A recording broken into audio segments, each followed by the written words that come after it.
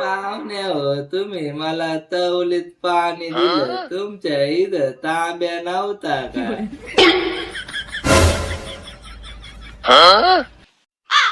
त्या गावातल्या पुरी मला म्हणतात का साऊथचा हिरो नाही का तो विजय सेतुपती वाणी दिसतो तू.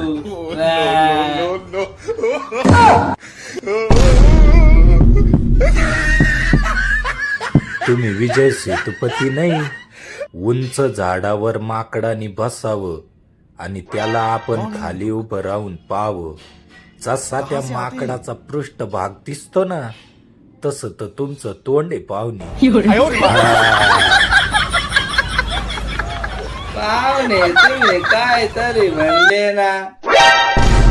नाही, मी कुठं काय म्हणलं पाहुणे, काहीच नाही म्हणलं मी.